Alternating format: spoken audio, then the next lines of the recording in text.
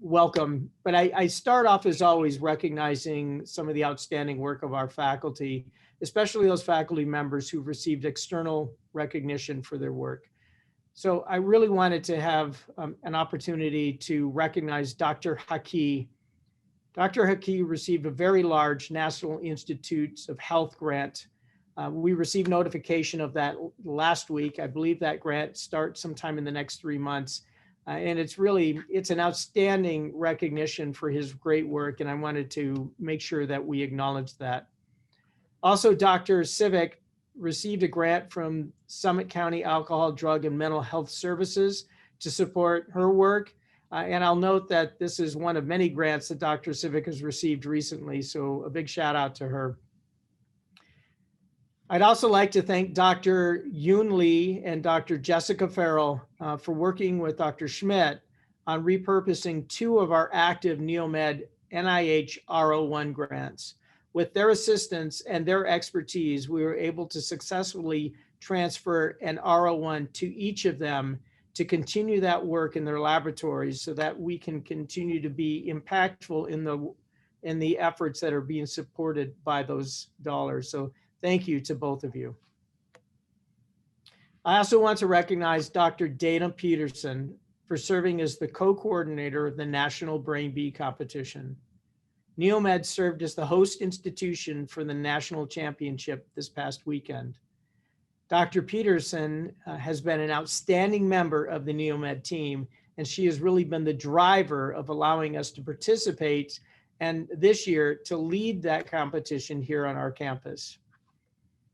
I'm sad to say that she is also leaving us at the end of this month, but for good reason. She is leaving to pursue an outstanding opportunity to help lead the launch of a new satellite medical school campus in Pennsylvania, and hopefully with it, bring some of the lessons learned here at NeoMed to help shape what that campus will look like.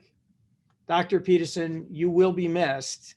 We wish you well in your new endeavor, and we certainly hope that you keep us updated on the accomplishments that you were able to achieve in your new position. For many students, this is the last week of classes before graduating NeoMed. We all can celebrate in their accomplishments as they leave us to serve the community and move on to become NeoMed alumni. The pandemic has certainly made it difficult for them to celebrate in their usual way, as it did for the class who graduated last year. But thank you to Dr. Sandra Emmerich and her team and the efforts of our faculty and our staff, and to the student leaders who helped us with developing a wonderful commencement celebration that will take place on May 1st. I hope all of you are able to join us online for that celebration, when we'll also hear from our honored speaker, Dr. Cliff Magarian, the new president and CEO of University Hospitals. And we'll also have an opportunity to be able to recognize our honorary degree candidates at the time. This is really a culmination of the hard work of our students, and ultimately it is the finish line for all the things that we do at this university around education. So I hope that you're able to join us for a wonderful event. As an update on the pandemic, something we do at each of these now, COVID-19 incidence in Ohio is remaining relatively stable and relatively low compared to its peak, but slightly higher over the past 2 weeks than it had been. Some of our neighbors are experiencing much bigger surges, including Michigan, which now has over 7,000 cases per day being reported. Fortunately, just over 25% of the Ohio population has received at least 1 dose of a vaccine. The sooner all of us get vaccinated, the sooner we can all return to normal. The Rootstown Community Pharmacy at NeoMed continues to receive vaccine doses. I ask that you please watch both Pulse and your email for availability. And if there are doses available for you, we certainly ask that you come in and get vaccinated and join the rest of us who carry that badge. Our current vaccine allotment at the Rootstown Community Pharmacy was provided by the governor and specifically designated for students and part of his efforts to reduce transmission of COVID-19 on public university campuses. We expect more doses with less restrictions to be coming our way shortly, and we will keep you apprised so that you can come and get vaccinated if you are not able to find availability outside of the university. I also want to recognize all of you who've been involved in the strategic plan implementation process. We've had well over 100 members of our team, so nearly 20% of the NeoMed active community of faculty and staff have been involved in implementation of our strategic plan and helping set our way forward. We've also been fortunate to have members of our local community, our health systems, and our students involved in that process. And we are very close to having an executable plan for the initial year that we will get in front of our Board of Trustees for their review. And all of you will see great benefit from this, as well as great benefit from the university in the very, very near future. I think that catches us up to where I believe we had technical difficulties, and I will stop there and see if there are any questions. Yes, the first question is, will compensations be also given to administration and staff? Yes, so everybody at the university is being looked at for compensation, and we are fitting this in within both zero-based budgeting and the strategic plan. So to let you understand how the process is rolling out, and it's a little bit complicated, so I'm going to try and simplify it a bit. We have operating dollars. These are the dollars that come into the university every year from operations. That includes student tuition, that includes subsidies from the state, that does include to some extent some grants that we receive, and then ancillary services that we run. So the bookstore and some of the food services that are available on campus. Once we understand what that amount is, we're going to deduct our base budget, that budget that allowed you to operate all of last year. And it'll set aside a specific pool of money. As we look at that pool of money, we're going to look at what many of the leadership across this university gave us as your big desire for what would you do with 10% more in operating dollars. So 10% more than you received last year to grow and to have bigger and better impact in what we do. As we do that, we'll also be looking specifically at the cost of the new faculty compensation plan for those faculty that are impacted by it. What we can do for faculty who are not in the faculty compensation plan while we perfect that plan over the next year, or at least try to. And then looking at adjustments to salary from both Milliman as well as adjustments to salary for our staff, which includes administration, for the upcoming year. Our goal is to at least keep up with inflation and then offer the ability to recognize people for performance above that level of inflation. So it's a complicated process of assuring we have appropriate dollars for the university to really to ensure that we're sustainably financially solvent. But we know we're going to be there. And so we'll roll something out to you to be able to see within the next several weeks. We need to get this in front of our Board of Trustees first to make sure that they understand what we're doing, as they are the fiduciaries who are responsible for overseeing the dollars at the university. And that's part of what the governor has appointed them to do. Once that takes place, then we'll make sure we roll this out to everybody so that you can see what the plan is. But as I noted, Charity Davis, Audrey Burton, and then the entire team in finance, Jackie Kovac, Marilyn Ward, and Mary Taylor have been working with me to assure that we have the dollars to be able to do this, and to do this in a fair, transparent, and judicious way. So it will happen. The next question received 9 separate upvotes for this. So with the first round of zero-based budgeting and budgetary restrictions caused by the pandemic coming to a close, is there a plan to revisit the educational benefits policies and employee eligibility for those benefits? We're looking at all the benefits that are being offered to faculty and staff and trying to make appropriate decisions based on what our peers offer and what the university can do sustainably in the long term. Some of these programs that we've tailored back, for instance, the educational program, we have to look at that very carefully. while it has been a big benefit for a small subset of the university, it's not been utilized by most. So while we're not planning to change what we currently have in place, which is a tiered system, ensuring that those who are not at the top pay scales benefit the most from that educational plan, we're also looking at how we can ensure that we reward everybody at the university. So it's a balancing act. If we return dollars or grow the educational program, then those are dollars we can't give to everybody in compensation adjustments. And I think most people would probably rather get compensation adjustments across the board than have dollars go into a program that's only going to benefit a few people at the university. So we're looking at both. We understand the importance of both. We have heard you that we shouldn't get rid of the educational program, but we do have to look at it carefully as a balancing act. Next question, is there a mechanism for employees to claim the personal time off hours mentioned if they experience marked side effects after their vaccination? Well, what we said we were going to do is give people the day off after they've taken a vaccine. Now we're actually the second vaccine dose for Pfizer, or maybe the best way to say it is the last vaccine dose. So if it's J&J, that's the first dose. What we said is we know many people are becoming ill with this. Typically it's for 24 hours or less.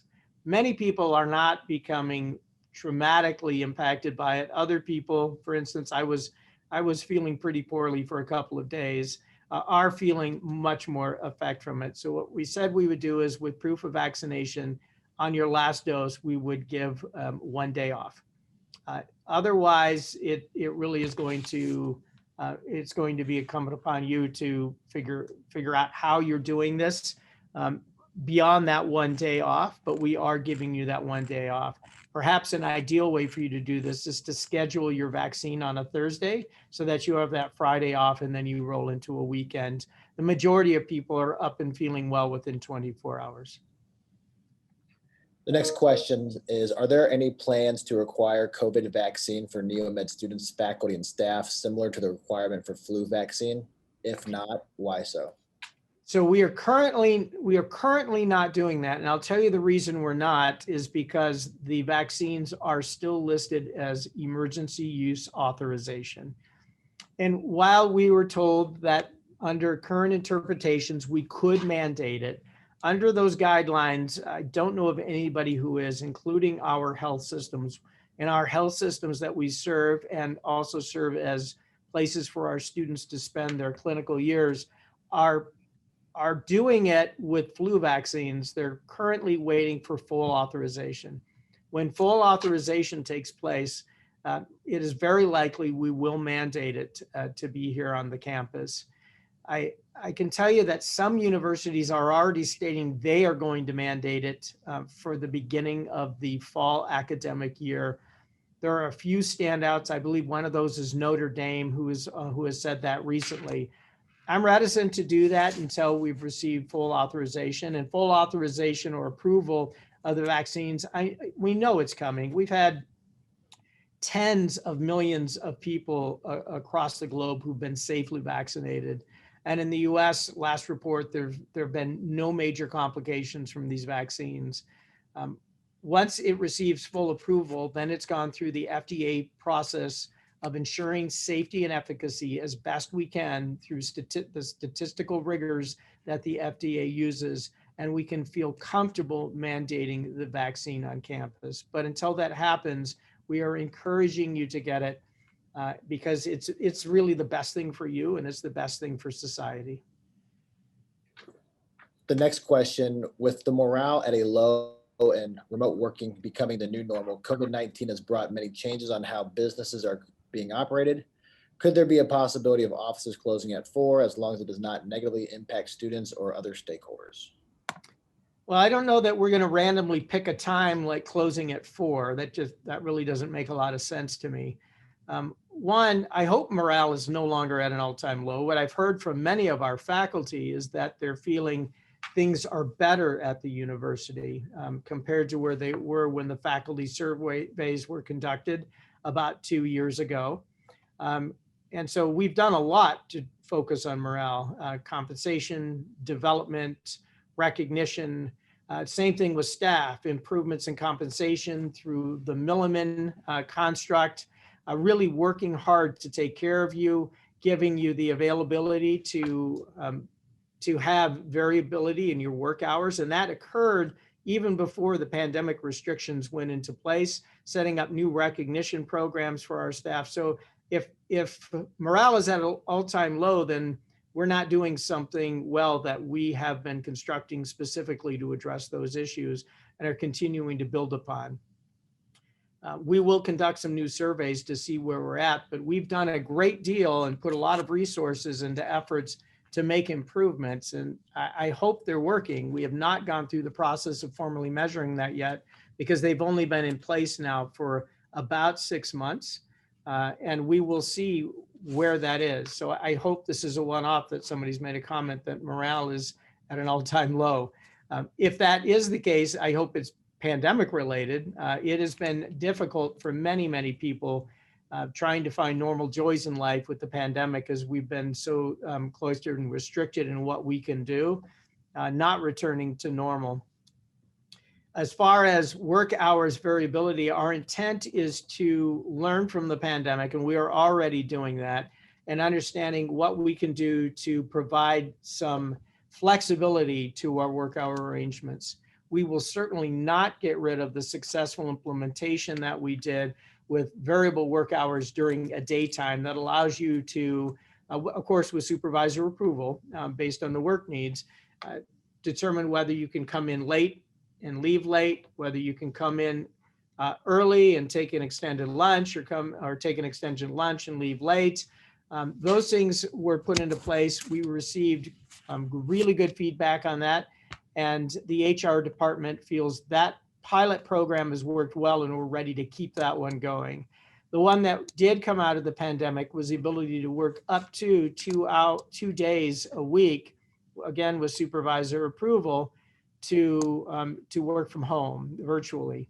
We're looking at what we're going to do once this ends with the pandemic, but we certainly learned that we can continue to operate well. And I know HR has collected a great deal of information on how effective and efficient we were by doing this. We're going to go over that data, and if we can, we will continue some form of this flexible work hours arrangement.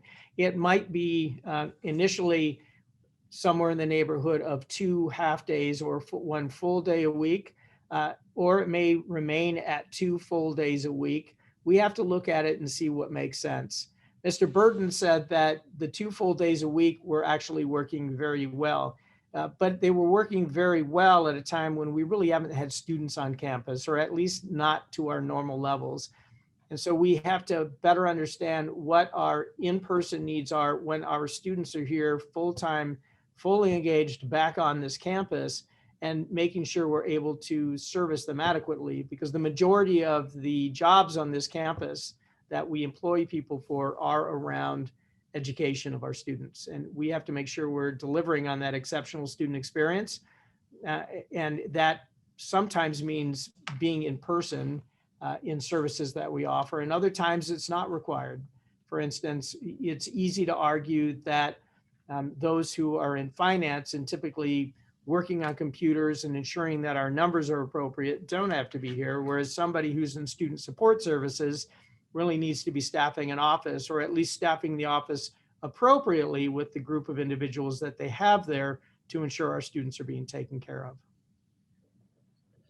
The last question that we have, are there plans to hire more help for the Office of Research and Sponsored Programs? They are really short-staffed and are having trouble getting work done in a timely manner. Well, we know that that office suffered a loss recently, as really good that a member of that office, at least one member of that office, was able to move on to a new position that recognized what she had done before. And so it's a good thing for another part of the university, but those jobs are being listed. And I can tell you that the vice president for research had advocated for resources as we're going through the zero-based budgeting process. And so we'll see where those numbers are. There won't be any dramatic changes that occur in staffing until that is accomplished. And Likely that will be as of July 1st that we can figure out how we staff appropriately. But that is one office of many that have asked for more resources, because there are many offices feeling the strain. And that strain is partially because with the pandemic and the need to ensure that we could remain a functional organization without staffing cuts, we did sweep unfilled positions. Now, those positions were not filled. We didn't sweep any filled positions. And the only layoffs that we had were relative to conference services because we were no longer hosting big conference events on the campus. So we do recognize there is some need, and we're going through all of those, and we do have some dollars available, but we're looking to, right now at where that biggest need is. And so you're aware, whoever asked the question, so you're aware, we're going through this process with the input from the leadership of your organization to ask, what are your priorities? What do you need most of your new asks that we're giving you with additional dollars? And so it's really going to come down to that. But I do know that you've got a position posted, and we do know that you need some help in that area. Thank you, and have a great week.